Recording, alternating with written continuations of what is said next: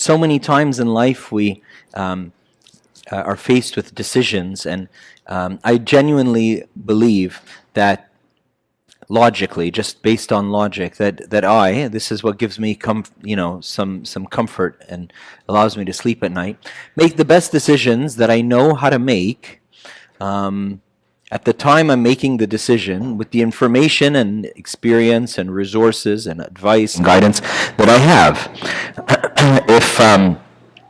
And I guess it's up to each one of us to use those means to the best of our ability, but beyond that, you make the best decision you know how to make, and sometimes when you're looking back, you think to yourself, oh, geez, well, I should have, or I could have, or I would have, and so on. And it's a useful moment of reflection and learning, but it's not really a matter of beating ourselves up or guilting ourselves, right? Just it's worthwhile to say that it could have been done differently had I known, had I seen, had I experienced, and so on. And were I to make this decision again, I would probably do better, because now I've got this experience that kind of ended so-so in my back pocket, right? But this whole way of thinking, the underlying premise is that I don't know what I should do. But that's not how we think. That's not how I think. I'm afraid that's not how you think. The underlying premise of all of this way of thinking, like everything I've said now, hands up, makes sense to you or doesn't make sense to you? Makes sense to you, right? And honestly, I learned this in medicine, that this, is that when making decisions, especially for patients, this is a decision that will alter somebody else's life, you really do the very best that you can. And you can't beat yourself up for the decisions that you made, knowing that you did the best that you could do at that time with what you had at your disposal.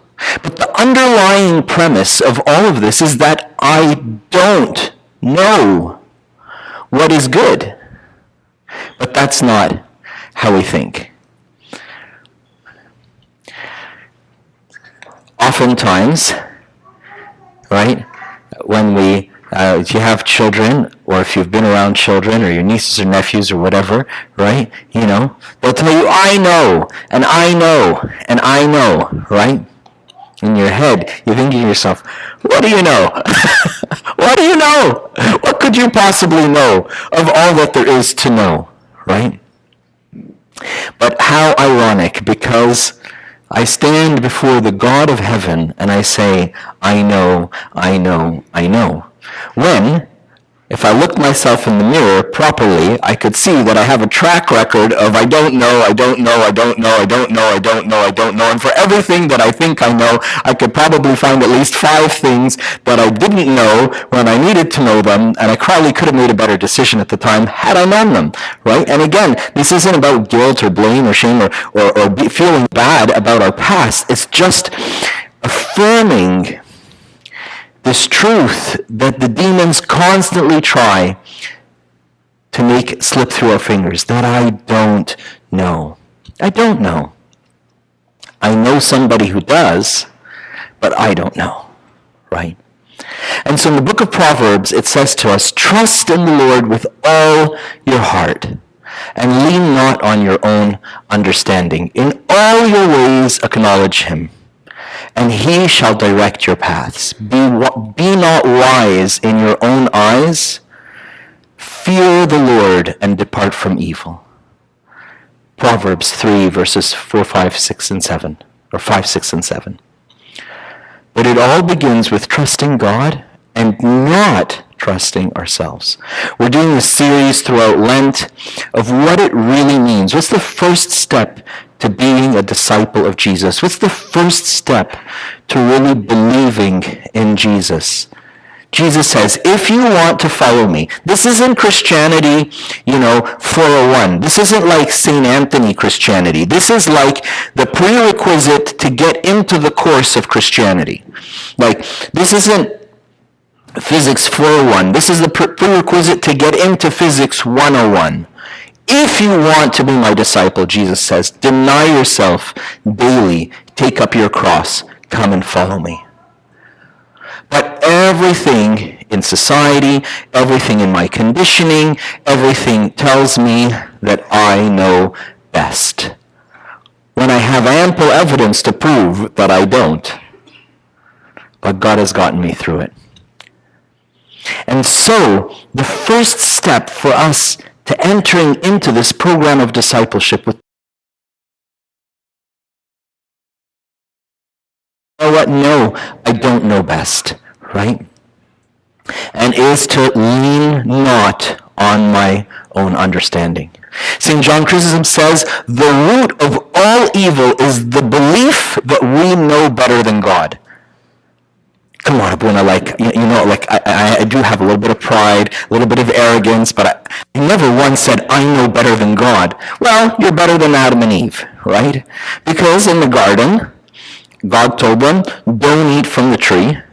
And then the serpent said, come on, now, you're not really going to die, right?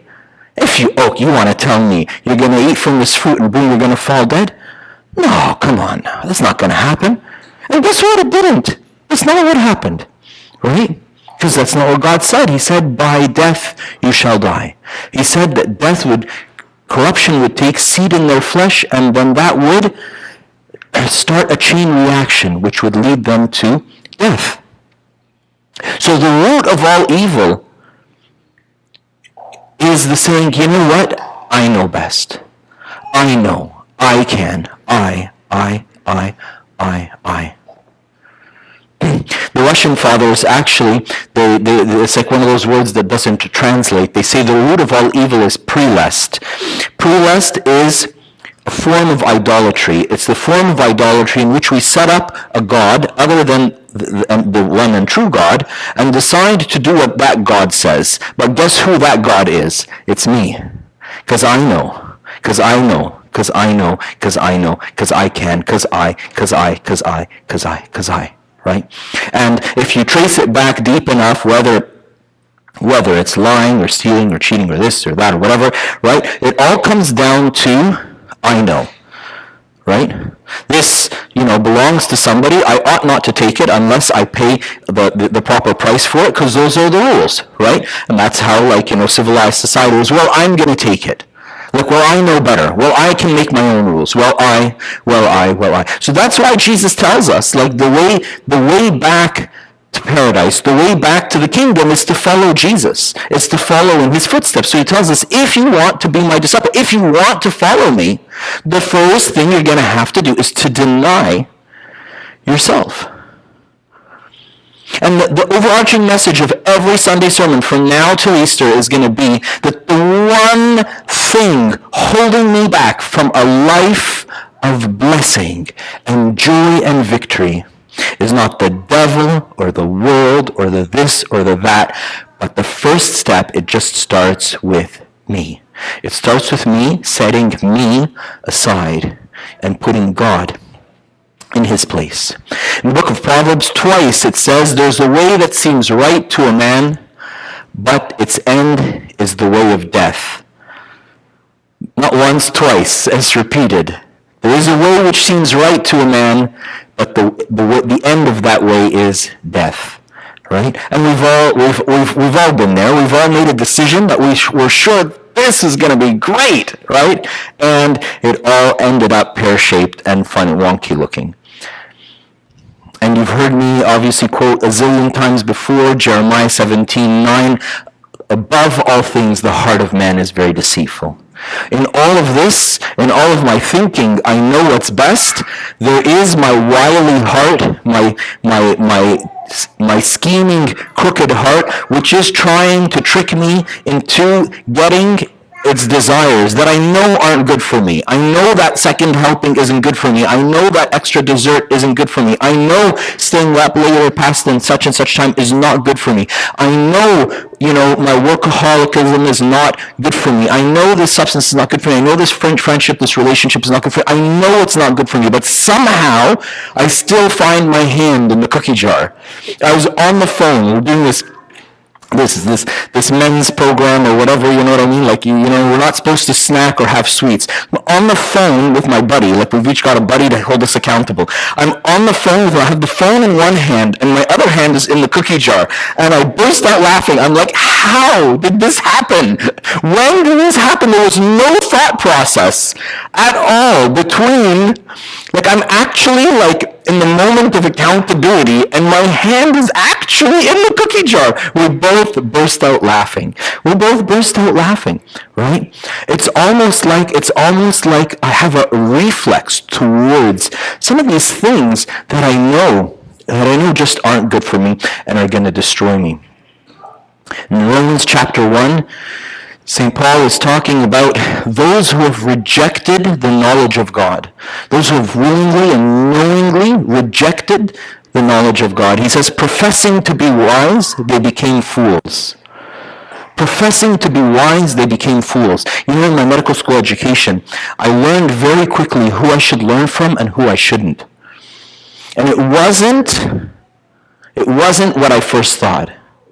I learned very quickly that the people who say they know oftentimes know in part, but the people who are quiet and humble, oftentimes I can learn so much more from them.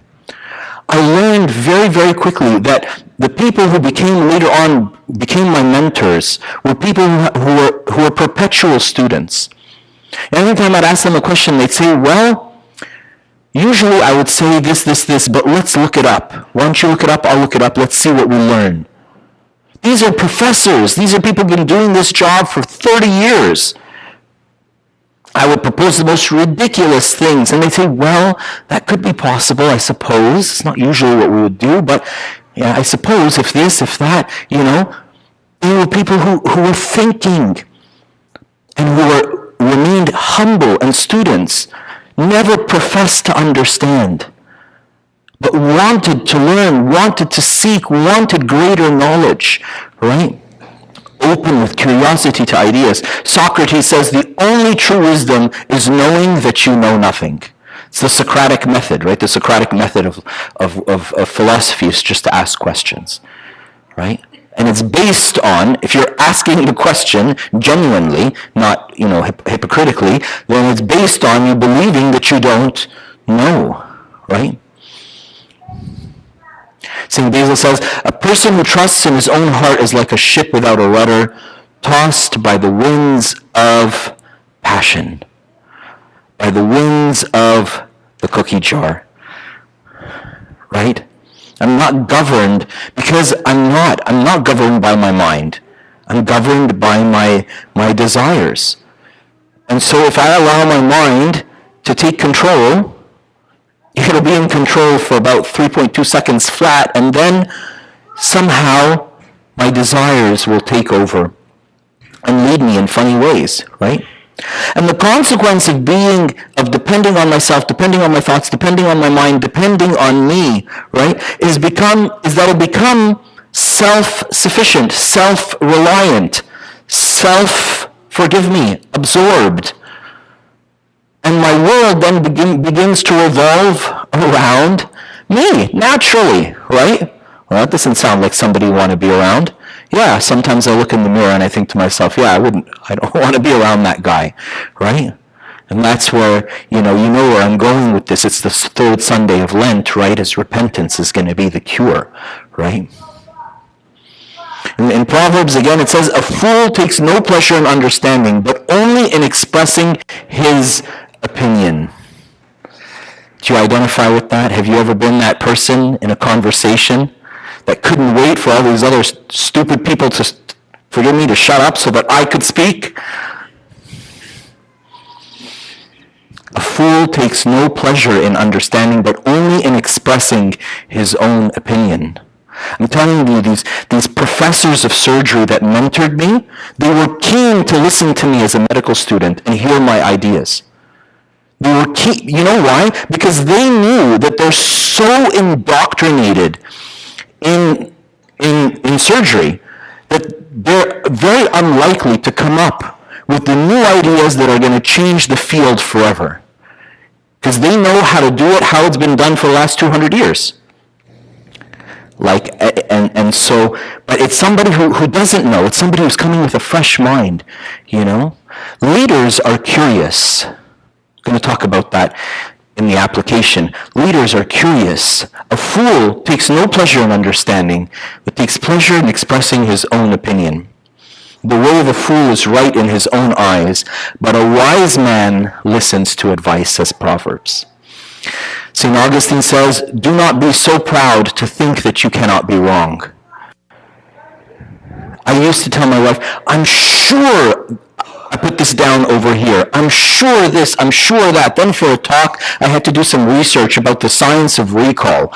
Dude, we don't remember anything the way it was. You know, there's so many factors that affect our recall. Our mood at the time the thing happened, our mood at the time when we're trying to remember it. I'm not a psychologist, but from what I read and from what I understood, right? The duration of time that has elapsed, the number of people that were there, the other stimuli that were present at that time and at the current moment. My goodness, so many things. Now I never say, oh, I remember, I remember, you know, like I put my keys down here, I'm sure they were here, who moved my keys? No, I have fully accepted my state of dementia, you know, I know nothing, I am nothing. I had keys for a car. I thought I had a car. Maybe I hallucinated the car. Who knows, right? Can somebody just take me where I'm supposed to go? Lead me by the hand, please, you know, right? Really, right? Like, I'm so sure of myself. Really? I'm not saying this, and this might sound like, oh, gee, Father John, you've got like such low self-esteem, like you're really putting yourself down here. Like, no, my confidence is not in myself. My confidence is in God. The verse said, trust in the Lord, and lean not on your own understanding. Yes, if you stop trusting in yourself and you've got nobody to trust in, yes, that would be very depressing. Yes, that would be very, would shake you up. Yes, you wouldn't know where to go, where to start, or what to do. But that's not what it says. It says, trust in the Lord with all your heart. Lean not on your own understanding. St. Basil says, a soul that is proud and self-satisfied cannot receive instruction. Very quickly, as an educator in my past life, I would very quickly try to make an assessment of how teachable the person is in front of me. Only twice in my life. I love teaching, especially in small groups or one-on-one or tutoring. And very quickly, I would want to know how much should I invest myself in this person in front of me. Only twice in my life did I meet somebody who was just absolutely not teachable, or not teachable by me anyways. The whole department agreed, but that's aside, right? I couldn't help this person, right? Why? Because he was so proud. He's a medical student, and he was telling Mark, like one of the professor surgeons, like what he was doing wrong in the surgery. It's like, dude, just keep your mouth shut. Like a little bit of humility, this is unteachable. Well, he knows everything. And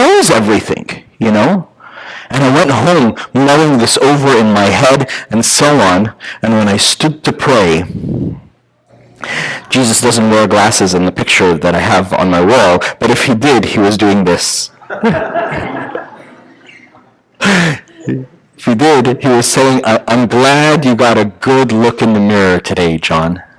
How many times did I want to teach you, but you knew?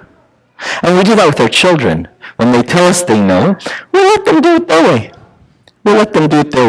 One of two things will happen. One, maybe they do know better.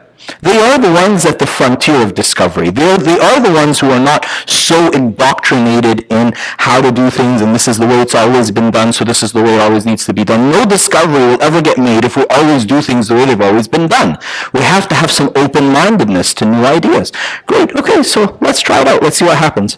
Or they'll mess up royally, which is okay, and then we'll clean it up and we'll help them out, right? And we'll both learn. They'll learn, I'll learn, everybody will learn, no problem, right?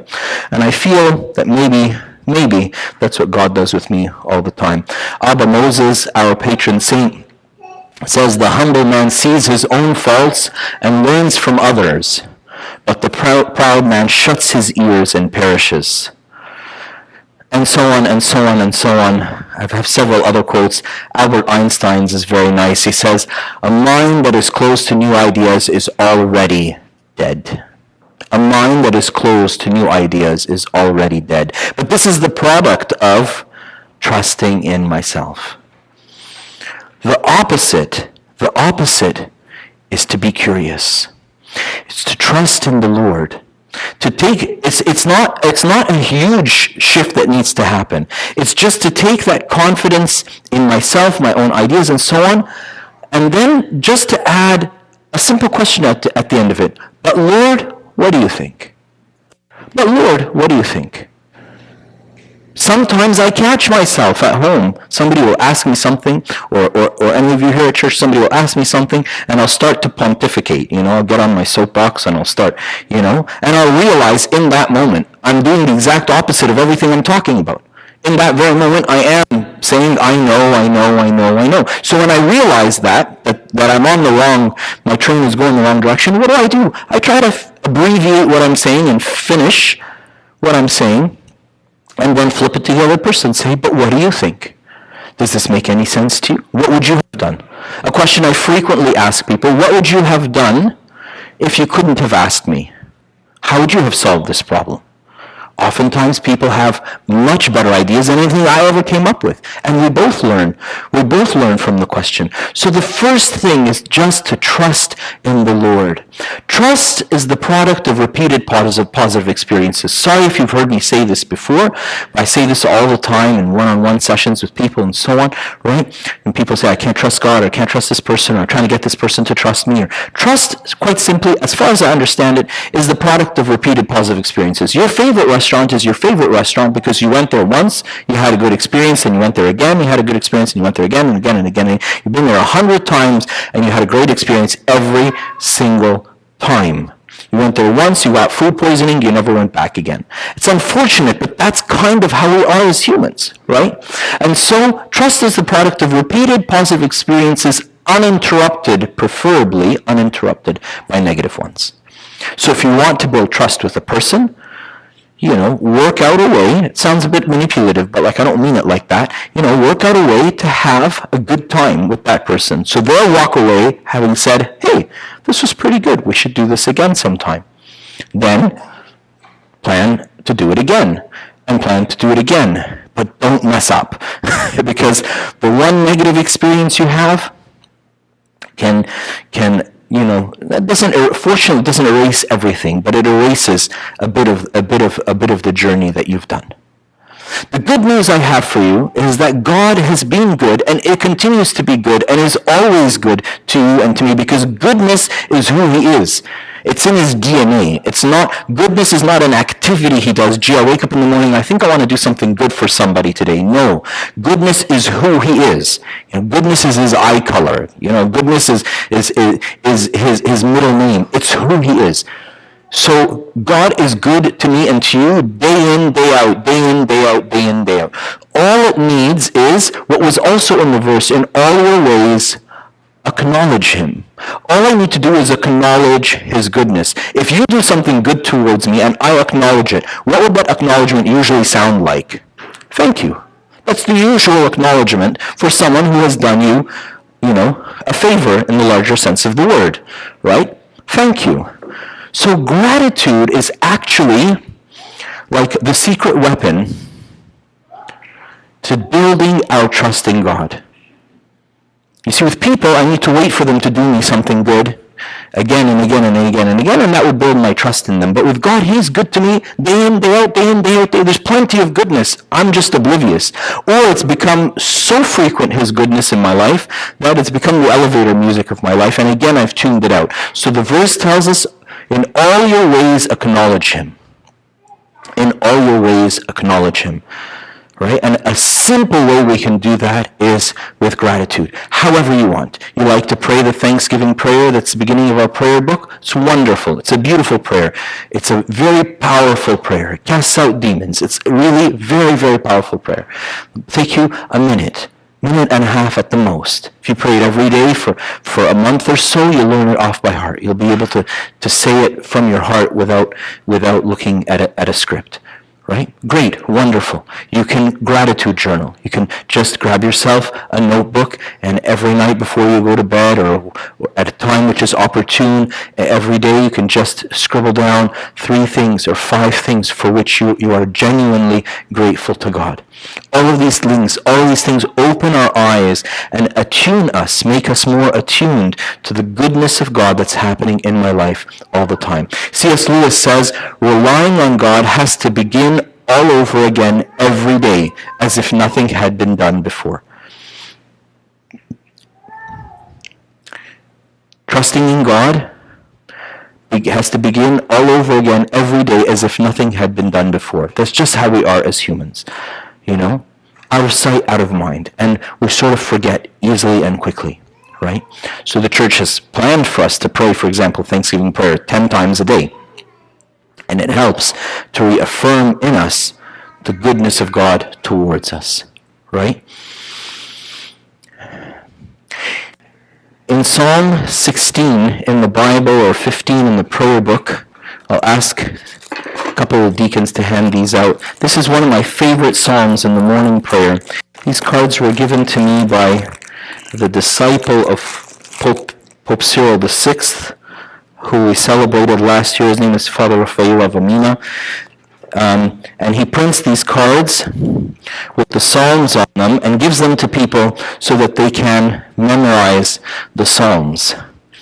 In Psalm 16, in the middle, verse 8, King David says, I have set the Lord always before me. Because he is at my right hand, I shall not be moved. Therefore my heart is glad, and my glory rejoices. My flesh also will rest in hope. You can take this card, and you can put it in your car, you could put it in your purse, you could put it at your office, you could put it at your desk, and every time you see it, pick it up and pray the psalm. Preserve me, O God, for in you I put my trust. O my soul, I have said to the Lord, my goodness is nothing apart from you. And to the saints who are on the earth, they are the excellent ones, in whom is all my delight. You see how it's a conditioning. It's like a mini CBT, a mini cognitive behavioral therapy, to turn my thoughts away from myself towards God. To turn my desires away from myself, or what I think ought to be desirable, towards God. And it kind of comes to a climax at verse 8, where it says, I have set the Lord always before me, therefore I shall not be moved. This is the application of the fear of the Lord, which was at the end of our scripture for today. Fear the Lord, and you will depart from evil. Fear the Lord, and you will depart from evil. Fearing the Lord is not like being scared. It's not being terrified or petrified of the Lord. No, it's having an awe and a reverence for Him. It's seeing God in all things, and thus behaving circumspectly.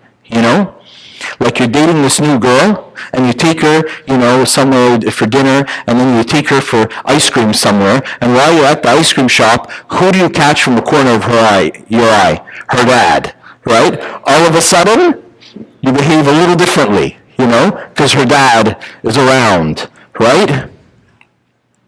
I commonly tell people in marriage, and I tell myself this 100 times a day, that God is my father. Yes, he is. God is also Mary's father. Yes, he is. So in a certain sense, God is my father, but in a certain sense, God is also my father-in-law, right? And he's watching. So I should behave myself, the way I would behave myself if my father-in-law were around, right? And I should treat his daughter in a way that would honor him because he is here, right? That's the fear of the Lord. I'm not terrified of God and thus terrified of Mary and terrified of everything and living in fear and panic and anxiety. No, I am living, I don't have a better word for it than the word we use liturgically and circumspectly. I'm driving in my lanes, you know? I'm driving my lanes, you know? I know, like, the paint is on the pavement. I know what I'm supposed to be doing. I know how I'm supposed to behave. I know what I can get away with, but I also know that, like, there's a cop car right behind me. So I'm not gonna, now is not the time to figure out what I can behave with, you know? The speed limit's 40, I'm gonna drive 40, because there's a cop car right behind me, right? Well, the fear of the Lord is knowing and seeing that God is he's not watching me, meet the parents, right? He's with me, he's present. And his presence keeps me in my lane. Psalm 16 or Psalm 15 in the prayer book. The Lord is always before me, therefore I shall not be moved. Right? I'll share one last thing with you. I love learning about leadership, and I have so much to learn. But something I learned a while ago, intuitively you know it, but it was just put so beautifully. It's saying leaders are curious. Good leaders are curious. People come to you with ideas. And they come to you with this idea because it just crossed their mind. And they're like, you know what, Father John, I have an idea. Now, let's be honest, right? I've only been doing this for 12, 13 years or so. But I've been caring for a bunch of you for those years and many more. So I've cared for hundreds of people down the road. Hundreds of people have come to me with, hey, Father John, I have an idea. When you come to me and say, Father John, I have an idea, what's the likelihood that no one before you has said this, right? And if you're coming to me and saying, Father John, I have an idea, you're saying that because it's not something you see being done. Like you see something that seems like some kind of inefficiency or some kind of backwards way of doing things, and you're like, hey, I think we could do this better, right? So it's very tempting for a person in leadership to say, well, there now, Shedi, thank you for your suggestion, but we tried that 5 years ago, and and we this, and you'll find, right? And what does that do? It shuts down the conversation, right? It basically tells the person, thank you for your suggestion, but it's not going to work, or we're not interested, or whatever. The answer is politely but gently, no, right? That takes the positive energy of that person, and it just dissipates it, right? What about asking a question? Instead of, getting up on the soapbox and pontificating, instead of sharing my opinions. Good leaders are curious. They replace criticism with curiosity. Ask a question. What makes you say that? Have you seen that done elsewhere? How would you do that? Etc., right? It may still go nowhere. But if you didn't end up with an improved efficiency, if you didn't end up changing things, if you didn't whatever, at the very least you won. You won the allegiance of a person, right? And as much as you listen to them, as much as they will listen to you in the future. And we're all leaders in different capacities, whether you're a leader at work or at home or of a team or sports or something. We all can learn these little leadership hacks and use them. In conclusion, in Ecclesiastes 12, the preacher who writes Ecclesiastes says, Solomon the Great, he says, let us hear the conclusion of the whole matter. Fear God, keep his commandments, for this is man's all. The wisest man on earth, when he says, this is the conclusion, let me wrap it up for you. He says, let us hear the conclusion of the whole matter. Fear God, keep his commandments, this is man's all. Wherein there is, and do what you think is right. Right? There's no room for that. There's no, either I'm going to do what God thinks is right, or I'm going to do what I think is right. Fear God, keep his commandments. This is man's all. That's what it boils down to. C.S. Lewis again says, a proud man is always looking down on things and people. And of course, as long as you're looking down, you don't have very much time to look up. Glory be to God forever and ever.